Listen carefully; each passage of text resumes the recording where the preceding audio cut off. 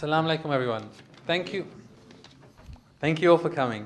Here at Mafdal Ali, the Shia International Community of Middlesex, or SICM, we've organized a range of lectures, discussions and debates in the past on Tunisia, Egypt, Libya, Bahrain, Syria, as well as Israel and Palestine.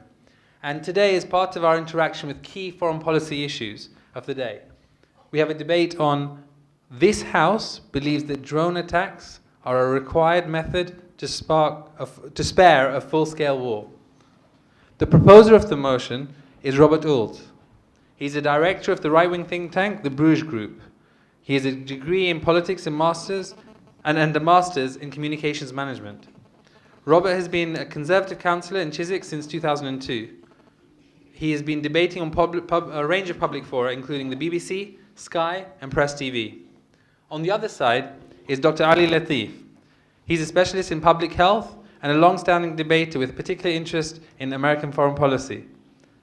As one of the chairs of the Iraqi Prospect Organization, he has a key interest on this specific issue and has also been interviewed on the BBC, Sky, and Press TV.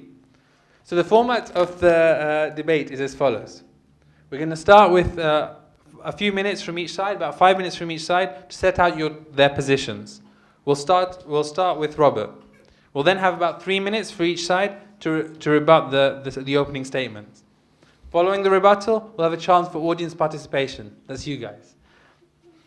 And today we're lucky to have a range of individuals here, many with ancestors or relatives coming from the subcontinent, and everybody here with a key interest in this debate. We'll then end with a couple of minutes of closing statements. Now, normally, I'd ask you all to switch off your mobile phones right now, but today I'm going to ask you to do the opposite. Please switch on your phones and hopefully install Twitter and use it with the hashtag SICM to put your views forward and thoughts on this debate. So without further ado, please, Robert. Thank you very much, and thank you for inviting me to come and speak to you today, and thank you also for your hospitality. I'm very much looking forward to the debate on what is a controversial subject. Now, of course, what we're looking at is the issue of drone attacks required to prevent or to spare a full-scale war. Will drone attacks, which have been used within the so-called war on terror against various terrorist figures, required to prevent war, to prevent further war? That's what we're looking at, and that's how the debate is framed. Now, I most certainly believe that they are. I believe that the drone attacks carried out on various terrorist figures are a necessary evil, in fact. In fact, they are required to restore peace and security and order, which is the fundamental role of government.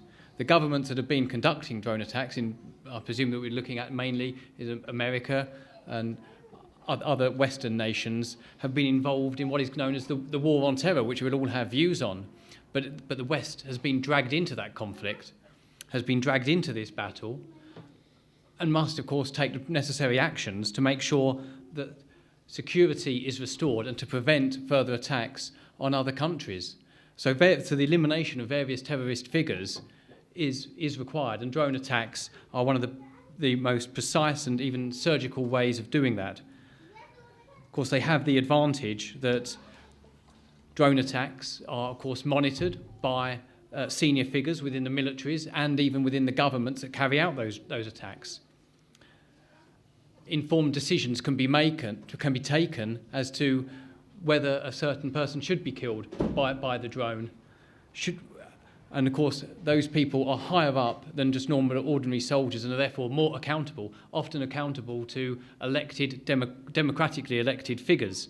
So that's one thing we need to remember, that in the war that the West has got involved in various countries, that drone attacks are carried out not just by normal soldiers who may be reacting to events quickly on the ground without proper forethought of their actions, but actually are sanctioned by senior commanders, and where people can be held accountable if there's mistakes that have been made.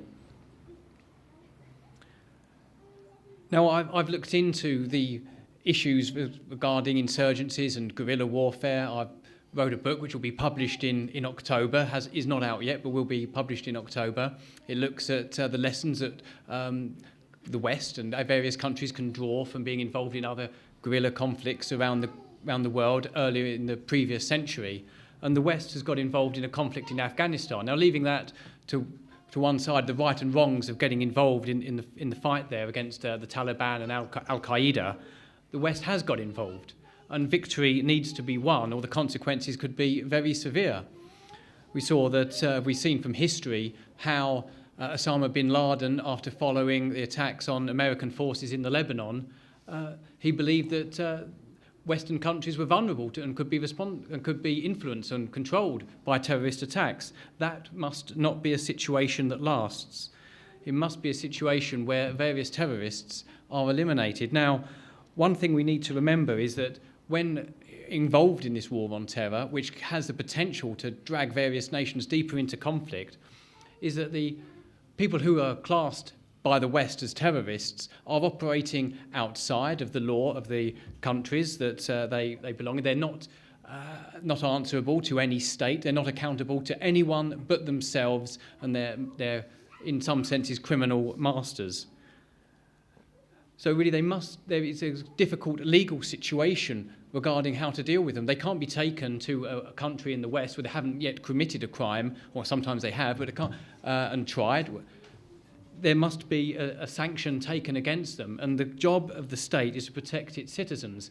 And if there's people around the world who will attack people in this country, then of course it would be appropriate that they are eliminated. And the aim is, of course, purely a surgical strike to eliminate a terrorist, someone who would be possibly killing civilians as their main target, whereas the surgical drone attacks would be aimed at one individual. Collateral damage would hopefully be kept to a minimum, and this is an important aspect in English law. There's something known as mens rea and actus rea. That's how you decide whether someone is guilty of murder or not. If, of course, someone dies as a result of your actions, that's actus rea. That's not murder. But if, of course, you kill someone intentionally of killing civilians, that is mens rea. So when there is a drone attack and a terrorist is killed in that surgical strike, any loss of civilian life is, of course, deeply regrettable, but is not as guilty as the act of the terrorists who particularly target civilians. Thank you. Thank you very much. Ali? Okay, well, assalamu alaikum, and thank you again for inviting me to this debate. So, from my point of view, it's an open and shut case. Drones are actually ineffective, and actually more than that, they're counterproductive, and actually probably are more likely to spark a war than actually stop it. And I'll explain in a few points why that's the case. First of all, Robert talked about surgical and precise strikes. Now, I don't know if you've been following the news and you've been seeing the news reports. They actually probably kill more civilians than they do their targets. What's more, actually, if you were following the New York Times article that came out a week ago, an insider in Obama's circle said actually the way they categorize a civilian and a combatant is if there's a man in the vicinity of the drone attack and they were killed, then they were a combatant. And otherwise, so everyone literally is treated as a combatant because they're killed by the drone. So rather than being a precise surgical strike, they don't even know who they're killing, actually. And reports, I mean, if you look at the evidence from sort of the war reporting, it says about between 800 and 2,000 people have been killed over the last 3 or 4 years of these for about 300 drone attacks. So I'm talking about the US itself does not know who they've killed. And so that's the first point, ineffective. They're not surgical, they just remote control planes with bombs. They don't know who they're targeting. All they know is they're targeting people, and then they make up the figures at the end and say, yes, if they're a man, then they're a combatant, and therefore mission is successful. The second point, how is it counterproductive? Okay, we're not talking about conventional war here, yeah? I think we're talking about insurgencies and guerrilla wars. How do they stop a guerrilla war how do you stop a guerrilla war with a drone attack? what are guerrilla wars? They are products of societies that feel an injustice, feel a sense of anger, and they have risen up and they are fighting either a greater power, for example, the US in Afghanistan at the moment, or, for example, when the insurgency was going on in Iraq, the United States and the NATO allied forces there. If you start killing civilians, what's that going to do to the civilian population? It's going to make them angry. Is that going to increase the support for the insurgency or reduce the support for the insurgency? Obviously, if you make the civilian population angry by killing them, then obviously they're going to increase the support of the insurgency. So then, here we have it. The drones are actually counterproductive. They increase the resistance to the forces, the US forces and NATO forces that are carrying out these drone attacks. So first, they are ineffective, and secondly, they are counterproductive and actually probably close to sparking a regional war. For example, Pakistan's relationship with the US has been strained, and a lot of that is to do with drone attacks in its territory. So actually, far from being things that actually prevent a war, they are actually probably moving us closer to a regional conventional war. And it's actually impacting on the relationship between Pakistan and the US. And need I say more? Drones are a bad idea, and they are actually pushing us greater to open conflict than they are preventing us. And I think I'll stop there. Thank you very much, Ali. We'll allow 3 minutes from each side to rebut the other person's argument, and we'll then go to the floor. Robert. Thank you. Of course, on the issue of that, what determines support for an insurgency, from the research I've conducted, is that one of the key things which enables more support for an insurgency is if that insurgency is seen to be winning. Whoever the side which is more likely to win often gets the support of the local population. That is what's happened throughout numerous guerrilla wars and insurgencies throughout the ages. And if, of course, the powers that are involved in a conflict and have a tool to suppress the opponents fighting them and to deliver a victory, then that should be used. There is a moral responsibility to use that, because an insurgency is defeated, some believe, by the winning of hearts and minds. That is a grave mistake. An insurgency is defeated militarily, and then once, of course, peace has been restored, then, of course, then people's lives can be improved through the supplying of an effective state, supplying effective services to its citizens. That is the way forward. First of all, a military control needs to be established, and one of the best ways to do that is, of course, to eliminate any terrorist fighters or guerrilla insurgent soldiers. And of course, everybody recognises that any civilian loss of life is, of course, deeply regrettable, but that is not their aim. And the people that do make the decisions are, of course, accountable further up. I would argue that they are effective if they can be directed against known insurgents and can be directed against legitimate military targets. No one wants to kill civilians. That would be counterproductive. That is unjust. That is wrong. But against people who are known to be terrorists, then that is a legitimate use. Thank you, Ali. Okay. Let's take the case of Afghanistan. They've been attacking Taliban commanders for the last how many years? 3 or 4 years, killing top high-level Taliban commanders in Afghanistan, in the northwest of Pakistan. So what's been the outcome of that? Are the NATO forces winning in Afghanistan, or are they looking to pull out? Are drone attacks actually having any effect on the actual insurgency in Afghanistan? I say no. And as I said, it's actually provoking tensions between Pakistan and the US. The second point, hearts and minds. If you take a look at the insurgency in Iraq in between about 2005 2007, what caused the insurgency to stop? It wasn't the fact that the US Army had any role in actually stemming the civil war, stemming the insurgency. It was in fact the fact that the Sunni or the tribes in the western Iraq actually turned against Al-Qaeda and also put down their weapons in terms of insurgency because of a political solution with the government. That's the key point here. Which coincided with the American surge, and who they recognised who was winning, and came over to the government forces. Yes, I think that was coincidental, to be fair. So the point is, if you don't win the hearts and minds of a population, an insurgency will run on and on. You can't expect people to remain silent while civilians are killed through these drone attacks and expect an insurgency to wilt away because they feel that they are losing. No, insurgencies are a response, and it's a resistance movement to injustice or perceived injustice. And I think drone attacks actually play into it and actually increase the anger, increase the resistance that insurgencies play, and so it's actually a counterproductive tool in the war on terror as you described. Okay, I think now we'd like to get some ideas and thoughts from the audience. Okay, should we start with one from the brother side and then someone from the sister side?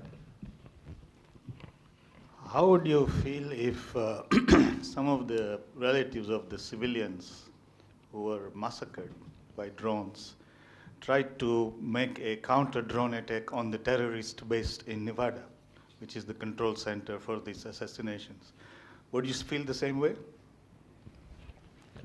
Well, if there is a drone attack that kills civilians, and there have been cases, and there have been examples of where people have been killed, but in those circumstances, if there's negligence or criminal act, then people can be tried for that. The British Armed Forces are accountable to the law. They must operate within the law, cannot operate outside of the law, and can even be taken to the European Court of Human Rights if there have been breaches. The thing is that if the state is making an action in this area, then there is levels of accountability where people can be tried if there has been negligence. But for individuals to take action who are not accountable, or individuals taking action on their own back, where their actions cannot be regulated, then that would be inappropriate. Yeah, can you just give him a second? Yeah. President Obama says, I have taken the decision myself, I am unaccountable. So those relatives are quite justified in mounting an attack on him because he is the terrorist in chief in this case. Well, he's responding to America was attacked a number of times, but I'm not, of course, necessarily here to defend America. But from their point of view, is that they were attacked in 1998 and again in 2001. Al Qaeda, using bases in Afghanistan, have been creating attacks around the globe in Africa, many other nations.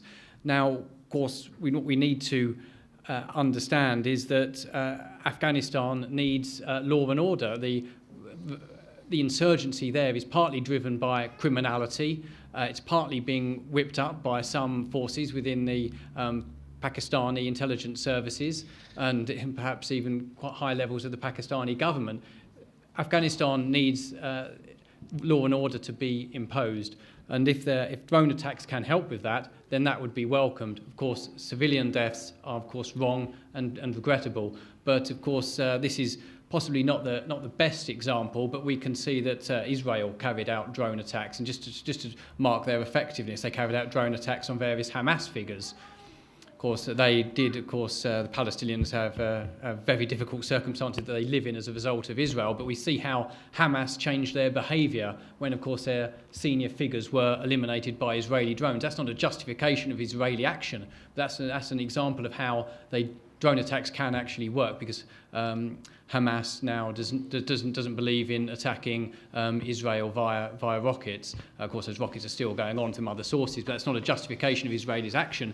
It just goes to show that eliminating various people that a state may view as terrorists can actually change behaviour. Thank you, Rob.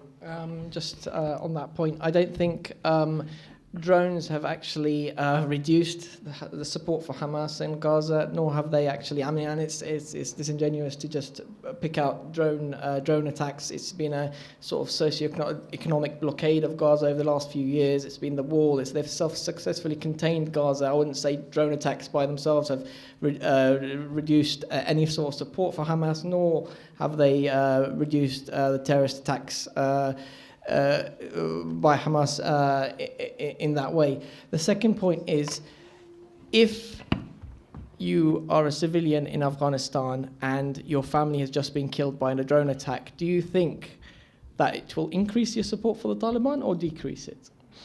That's a simple question. Give you a quick response, please.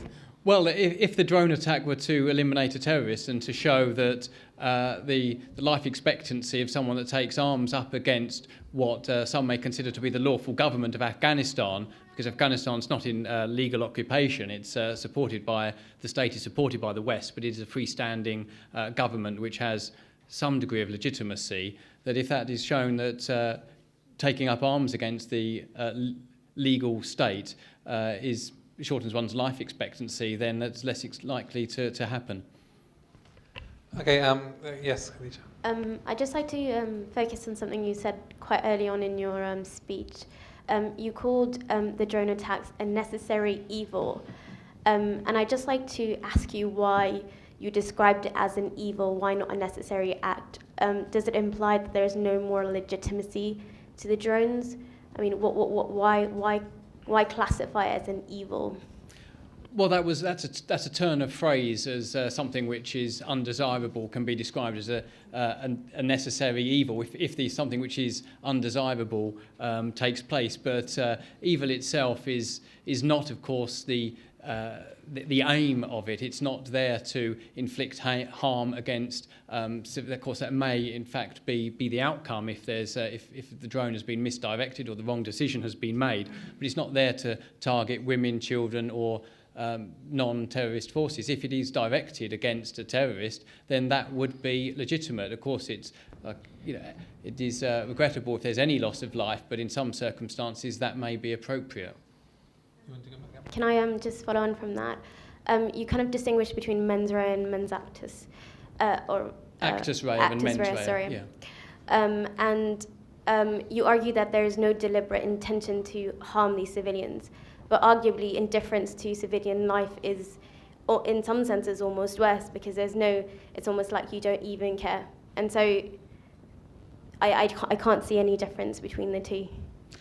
There should be concern about civilian life, and indifference towards civilian losses is regrettable, and it is wrong if when that does take place. Okay, yeah. So following on from that, how does it justify your viewpoint? Because if the drone attack... No, really. I mean, you're sitting there, you didn't answer the question posed by your fellow colleague Ali, that if your family was killed, how would you react? You didn't answer, you went round in circles. You're just going round and round in circles, necessary evil, this, that, and the other. There is no valid justification for your point of view. To an innocent... If it restores law and order, then let me yes. tell you, what you're saying is that if you attack my family in the West, and our families in the West, I have the right to do what I choose and justify any means. You are actually belittling the civilians out there. That's what I think. And you haven't answered a single question posed to you by any member of the public. You've just gone round. Necessary evil, morally unjustifiable. It doesn't serve its purpose. Absolutely not. Just because the rich West has the power, they go and abuse that power. That makes them even more bigger terrorists, in my view. Well, a terrorist is someone who is an individual or a small group. It's not accountable to anyone. I believe I have answered the questions, but you may not like the answers. I understand you don't, because of course this is a very controversial topic. But one of the key points to remember is that I'm not there to advocate drone attacks on civilians, and there is the role of the state. If the West, if this government believes that its citizens are in danger, it has a moral duty to protect those citizens. And if there is a terrorist that may be in another nation, and it's believed that he may well be planning an attack against the people of this country, then the state has a responsibility to act. Okay. And if it is targeted against someone who is, in effect, well, in reality, a criminal, but may not be able to be taken to court because they haven't committed the act yet, the evidence may be difficult to obtain, but they can be certain that this person poses a danger, then the state has a responsibility to kill that person. And if a drone is the way forward, then that would be a suitable method, because the state's job is to protect the citizens. Right. Okay, quickly. Yeah. Just so, if we take another country, maybe a third world banana republics, to coin the phrase from the past, a despotic regime that decides all of a sudden that X, Y, and Z are terrorists, we reserve the right to go and attack using drone attacks. How are you going to react in the West? If another despotic country decides that we are under threat, there is a terrorist outside, we need to go and do a drone attack. How are you going to justify your actions when other different countries start using and abusing their power, like we are? Well, it needs to operate within a system where the But it international... doesn't, because you've just legitimized it. You are then giving the carte blanche to other countries to then absolutely exploit that. Thank you.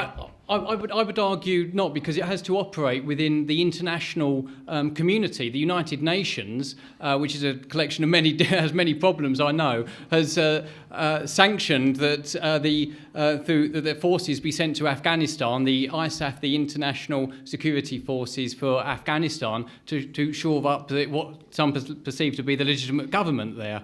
Now that's supported by the international community. It's not just for one rogue state taking action. There is accountability there, and even, of course, there's questions about international law, but it's operating within a system which is approved by other nations, and where there are some checks and balances. One dictator in another country taking action would not on their own would not be legitimate, because they can't be held accountable. It's not being sanctioned by other nations. There's no agreement on that, and even more so for terrorists. But if there's a collective action being taken, as you can argue that there is in Afghanistan, then that adds some degree of legitimacy. Now, there is a conflict going on, and a victory needs to be achieved. If the West is going to be involved in Afghanistan, it needs to secure a victory, or, of course, get out. At the moment, it seems to be fighting a war with one hand tied behind its back, and is not doing enough to deliver peace, but is still staying in there and involved in a conflict. Really, a decision needs to be made which will deliver a victory, and from then on, there can be a better future. Okay. I'd like to take... Are there anyone who wants to pose a question to Ali first, from the audience? None at all? Yeah, Zaid, just 1 second. To Ali. Thank you, Andy. I'm actually against drone attacks, but what's the alternative? Okay. So let's say, for example, you want to, there's a person who you think is a legitimate target, right? So let's say the only thing in our arsenal is nuclear weapons, and we fire a nuclear weapon on this town because it has this target inside it. Lots of civilians get killed, but we're not targeting the civilians. Millions of civilians get killed, but we're not targeting the civilians, and that's okay because, we meant well and we're targeted. That's a false argument. There is a way to do things, and if it's actually going in there and risking soldiers' lives, if that person is a high enough target, then they should be able to actually more accurately pinpoint this person's location and actually go there and arrest him, rather than just using this remote control plane like on a computer game and just pressing a button. Lots of people get killed. We don't know if he actually gets killed, and then we say, actually, all those people were combatants because they were there, and why should they be there? Because, if you're in the same neighborhood as a terrorist, then surely you are a terrorist, and therefore that's it. So I think it's a false argument to say, well, this is the best thing we've got. We've got a far better alternatives. People can die in the firefight. If their soldiers were to go in to arrest the individual, so people can die in the firefight, perhaps even more. And of course, if this individual is to be arrested, well, it's difficult to try them in the courts. They'd end up being taken to Guantanamo Bay, which is a totally different debate. I think regardless of that, if you have there are alternatives to drone attacks, and if we don't have enough evidence to try them, so how we kill them instead? So are you saying that people aren't even given the right to a fair trial? Now we just start killing people across the world? One was even an American citizen who was targeted. I agree, but then where do we stop, right? We can go on bombing every single country in the world and not have any evidence on them because we can't take them to court. But that's the line of argument you're taking. These are serious times, and in such circumstances, then some measures need to be taken within reason. Okay, serious times. What are the Taliban in Afghanistan? What threat do they pose the UK and the US at the moment? Nothing. What did the insurgents in Iraq pose? What did the insurgents in Iraq pose? Did they pose a threat to the UK and the US? They didn't. I think this is a conflated. We get this enemy built up for us, and we say, well, everything's justifiable because they're so scary, and within 45 minutes we're all going to get obliterated. I think you're falling into the same argument that we always get given about the enemy being so dastardly and so so difficult and so scary that we have to actually just take him out no matter what we do. We can justify anything we do, and I think that's a very dangerous argument. Do you want to respond? Or? Well, we shouldn't exaggerate the use, and to say that if the drone attack is legitimate, then a nuclear attack would be legitimate, which would kill countless number of civilians, millions potentially. That's not what's being proposed. It's the use of drone attacks, which is a part of the current conflict in Afghanistan, in the Yemen, and other nations, and targeting specific individuals, which is the aim. And if that protects lives throughout in many different nations, not just in this country, but also in, say, for instance, Afghanistan, where when insurgency is taking place and fighting against a military force which will impose a very illiberal regime upon the country and persecute other civilians, then that's something which needs to be within the arsenal of the forces which are fighting against, say, for instance, organisations like the Taliban or Al-Qaeda. Okay, great. I'd like to take more from the audience. We've got quite a few people who've put their hands up. We'll start there, go there, and then we'll go around in a second. How was the biggest terrorist caught? How was the biggest terrorist Osama bin Laden caught? By these bombs? Or there was another way? So why use these destructive items to kill civilians? Well, in the circumstances of the killing of Osama bin Laden, which there was no attempt made to capture him, it was to simply kill him. There was absolutely no attempt to arrest him, which could have even potentially taken place. It would be difficult to legally try him. I believe the decision was taken because it was believed that sending soldiers in would be feasible and the best way forward without causing civilian lives. If, of course, it would be the case that a drone attack would have had the same effect and not killed other civilians, then that would be thoroughly legitimate. It depends what the sort of military circumstances are at the time. Hi, I have a question for Mr. Ault. Before asking the question, I just wanted to explain that we don't support Al-Qaeda or any terrorist absolutely. I understand. Oh, yes, But we think they should be taken to court and punished not by using the law of the jungle, but by using the more appropriate means. My question is, with hindsight, do you think that Britain should have used drone attacks to target people like Jerry Adams and Martin McGuinness? Instead of waiting for them, they are walking freely, although they belong to terrorist organizations. Yeah, that's actually a very interesting question because Britain had, of course, its own terrorist problem. There was numerous terrorists in Northern Ireland on many different sides, targeting civilians, carrying out criminal acts. And of course, there was a peace process, and there is now sort of a peace, quite an effective peace in Northern Ireland. Now, some people argue that was created because there was a political settlement. Now, I actually disagree. Now, there was a political settlement, but that political settlement had been on the table many years previously. One of the things which brought the end to the conflict in Northern Ireland, which was mainly driven by the IRA, was that the rules of engagement of the British security forces changed. Or there wasn't the formal change, but there was this previously. There wasn't the situation where the security forces could kill terrorists. They had to arrest them if possible, unless sort of directly under attack. But that began to change in the 1980s, and there was a number of IRA operations where, quite blatantly, the British Armed Forces, particularly the Special Air Service, had the opportunity to arrest members of the IRA. They didn't. They took the decision to kill them.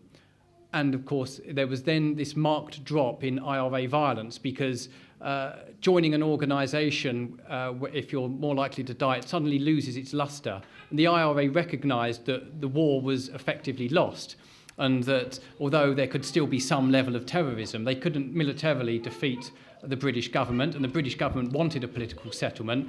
That had been on offer since the 1970s, and because there were many times when IRA terrorists were indeed killed, some believe that was breaching their human rights. That actually did bring the IRA and their representatives in Sinn Féin, such as Jerry Adams, to the negotiating table, and a peace was achieved. But it was a peace that was achieved through a military victory of sorts. Okay, 1 second. Is there anyone else who would like to make a point to Ali? Yes, to Ali. I'm actually opposed to drone attacks as well, but I think Zaid is having an influence on me.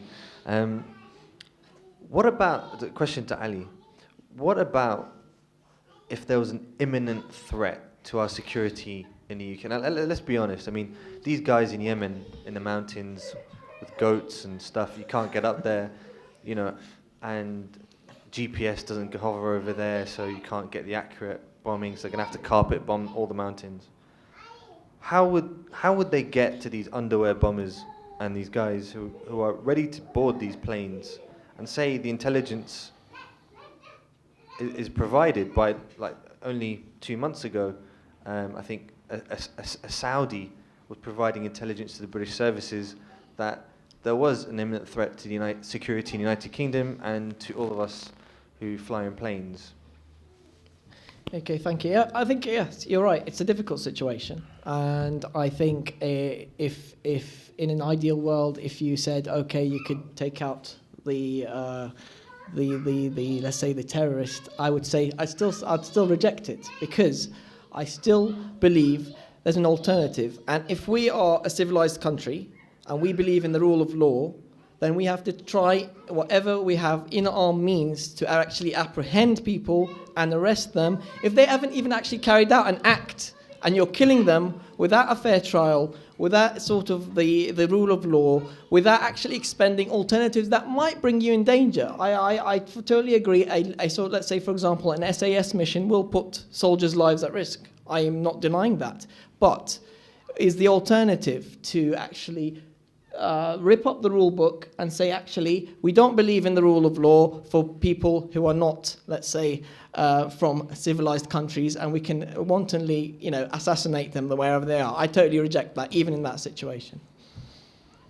Okay, just to keep this easy, if anyone has a point, please put your hand up and ask one of the two individuals at the back. They will give you a mic, and that's how we will move this forward, because there's lots of people with questions. So, okay, go. Look on both sides. The first question is targeted killings. Since when did that become legitimate? It has always been illegal to target kill anyone. Now you're saying that it's quite okay to target kill anybody. Is it not against international law? Well, it would be illegal to kill soldiers that have surrendered, soldiers that are acting on behalf of a state. But when the people are not in uniform, when they're not representing a government, then in a sense they are outside of the law, and they don't have the same rights. What do you mean by outside of the law? When someone is in a wheelchair, living in his house, he's targeted, killed. Is that considered? That's what the example that you gave. The leader of Hamas, in a wheelchair, sitting in his house, was killed by the Israeli bomb. Okay, it's a targeted killing for a person. Yeah. Now, but he could be. If they wanted, they could have arrested him, because he's in a wheelchair, can't sort of run away anywhere anyway. Yeah, my example there was that wasn't a justification of his killing, but it was an example about how it can change behaviour and it can have an influence, because it was argued by Ali that such strikes are ineffective, but as the Hamas leadership became decimated, there was a change in behaviour, which in conjunction with other factors. But that was just purely to argue that there is an effectiveness there. Well, my first question is targeted killing is illegal under international law anyway, isn't it? For example, you can't say, I'm going to go and kill, Ahmadinejad tomorrow because he's a terrorist. Under British law, it would be considered illegal, and such an act in a foreign country would be against the law, and there would be an opportunity to take that to the European Court of Human Rights, even, which is a Council of Europe body. But of course, under American illegal, law, they don't have that problem. illegal in this country, yes? To do It that. would be considered illegal, yes, yeah. To consider someone who's not a direct threat. Yeah. So you're advocating something that is illegal in this country? I'm just saying that the British Armed Forces wouldn't be able to do it, although if, of course, there is a threat to this country, then that would need to be dealt with. And really, we need to recognise that the first responsibility of the British government is to defend its citizens. And if there is this threat, of course, targeting civilians is wrong, targeting people, women and children willy-nilly. But if there is a threat to this country, it would be thoroughly legitimate. Targeted killings of an individual is illegal in this country. Right? So you can't go into tomorrow. The British Armed Forces cannot, as things stand, according to the rules of engagement set down, operate outside of a designated area. They can operate within Afghanistan. They couldn't go into Pakistan and kill someone who they thought was a terrorist. There are a whole host of restrictions on the British Armed Forces, which are possibly too restrictive. And of course, the fighting in Afghanistan has suffered as a result of that, because the British Armed Forces haven't been able to operate to their full effectiveness. So again, you're saying that targeted killings of drones into Pakistan, as far as the British government is concerned, is illegal? The British government wouldn't be able to do that because it would be contravening their own law. Yeah. Thank you. Two short questions. One is that you say that the US is not a rogue state because it is accountable. Although, as you know, it is one of the rogue states which is not a member of the International Criminal Court, so there is no accountability. Just hold on. Second one, who created Osama bin Laden and Taliban? Do you remember that President Reagan received them as equivalent to the founders of America, saying that these are the freedom fighters who are really akin to our spirit? Having created them, now we are just going back and saying you can kill them indiscriminately. So a rogue state creating a monster and now creating havoc with the global civilization. And you are saying if we arrest them, we cannot try them in our courts because they haven't broken any law. We have to take them to Guantanamo Bay. When we take them to Guantanamo Bay, after 10 years, we say we cannot release them because they have been innocently arrested. If we now release them, these guys will become terrorists. What kind of logic is this? Well, the issue about Guantanamo Bay is that there's a whole host of legal issues surrounding that, and the people who are in Guantanamo Bay can't be tried in US courts where they're believed to be a danger, and they're stuck in this legal loophole. So that was just how there is this sort of legal grey area where some people can't be tried in a normal court, and they're then taken to a prison camp and kept there, basically. Of course, the International Criminal Court isn't quite the legitimate organisation that it makes out.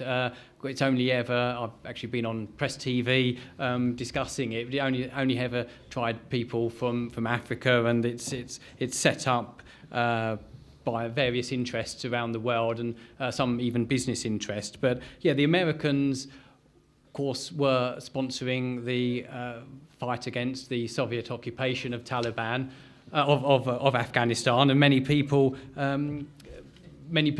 who from that conflict then came into the Taliban and Al Qaeda.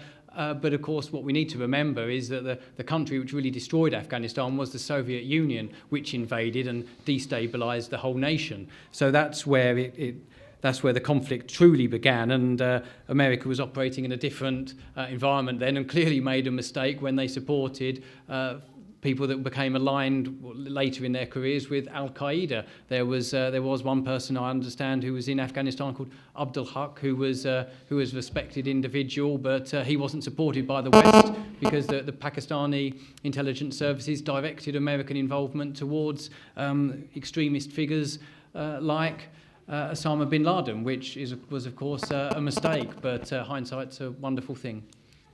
Okay, I'd like to get as many members of the audience their views in place. So I'm going to just go around everybody, ask lots of people's views, and then we'll get opinions from both sides. Yes, please. Yeah. In your opening statement, you had mentioned that these so-called terrorist activities had started after the Americans had gone to Lebanon. Can you explain what the Americans were doing in Lebanon?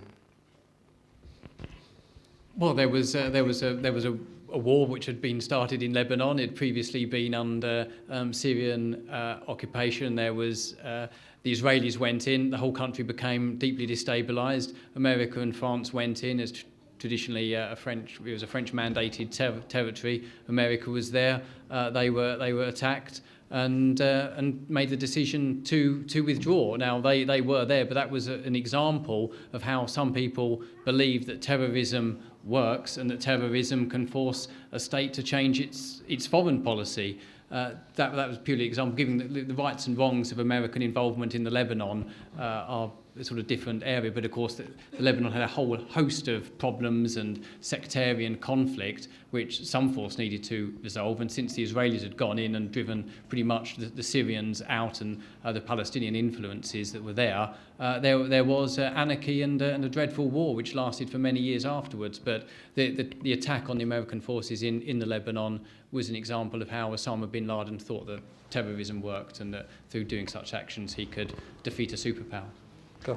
Ali, I think here the point is that Zaid makes is that there's no other alternative. So far you said that it's all about collateral damage, it's all about the other people who are getting killed. But if there was a good system where drone attacks would attack the person who is, through the system, chosen to be deemed to be the terrorist, would that then be okay? I still think it's unjustified, because actually then the Western states are trying to take a moral high ground in this war on terror, saying that we are the civilized countries and these people are terrorizing our populations, are going outside the law, and therefore we are here to target them. If we start targeting people without evidence and assassinating them, then we're just as bad, and therefore I think it just undermines the whole... That's fine, but that's assuming the system is that there's no evidence. I'm saying that if there's a system in place where there is deemed by the international community or international court, whatever it is... They should be arrested. There has to be an attempt at arresting them and then trying them in an open court where everyone can understand what the evidence is. Even if that means more people are going to get killed? Even if it means upholding your values, that's what it means. Okay. Any more points from the audience? We have 2 minutes left. Any more points from the audience? For either of the two? Okay, yeah. Drone attacks will be finished when a non-white state develops drones. The day they develop it, it's finished. So I think the end of the day is coming very close, because the kind of indiscriminate use of this uncivilized behavior means anybody else who does it, how can you criticize them? You can't. Same way with this new cyber terrorism. As soon as a non-white state starts cyber terrorism, that's finished as well. So I think whilst these people have put on an act of moral superiority, it is actually barbarity crouched as moral superiority. And I think that's the main argument. It's not... When for example, we bombed Hiroshima and Nagasaki, totally unnecessary, but it was just to show that if you don't listen to us, we will finish you. But as soon as somebody else, Russia had nuclear weapons, even as our friend said, they messed up Afghanistan, we couldn't mount a drone attack on Russia because we were terrified and petrified of what would happen, right? At the moment, if China does something, we don't say anything to China because we are petrified. Human rights, whatever, we just say, even that guy who was in a bit of trouble, this human rights activist in China, the whole of the American State Department was panicking how to react to it, because if we make too much noise, we lose China. We lose China, we are bankrupt. Who is going to fund our way of life? Nobody. Drone attacks are a beggar's weapon. They are cheap means of barbarity. Let us be clear about this. Okay, what we'll do now is we'll allow both sides to close. We'll give 3 minutes maximum to each side, and please stick to the 3 minutes. And we'll start with the proposer, and we'll finish with the guy who opposes, and we'll then have a vote afterwards. Go. Thank you. I'll just be very brief. The question is that this House agrees that drone attacks, I'll paraphrase the question, is a necessary way of preventing a full-scale war if, of course, they can be targeted against people that do pose a threat, then that is justifiable, and through the elimination of terrorist targets, then of course there's more likely to be peace, and then we can move forward. That's the simple proposition that I'm making, and it's quite straightforward, that if they can be directed against a legitimate terrorist target, then that would be a legitimate use because it's there within the arsenal, and the state has to protect its citizens and restore law and order, and that's one of the arsenals, one of the weapons available in the West's arsenal. Okay, so drones, as I said before, are clumsy instruments. They're not effective because they probably kill more civilians. Well, they do kill more civilians than the people they are purporting to target. Secondly, they're counterproductive because actually the civilian deaths embolden insurgencies. They increase the support for insurgencies because civilian deaths are naturally going to cause the civilian population to get angry and demand vengeance. And lastly, drone attacks fall outside the rule of law and effectively in the long term undermine all the moral high ground that the supposed civilized world has, and it will probably increase the chance of conflict in the future because the rule of law, international law, is eroded through the use of drones. Thank you. Okay, it'll be interesting to see how this goes. So let's see what the view of the audience is. Okay, I'll just remind everyone what the motion is. This House believes that drone attacks are a required method to spare a full-scale war. Okay? So, proposing. Anyone who would support the proposition? One. Okay, we have two. One, two. Is there two? You did raise your hand. We have one. We have one. Nobody else? Last chance? Okay. On the other side, who opposes the motion? Okay, we have some abstentions as well. No? Okay.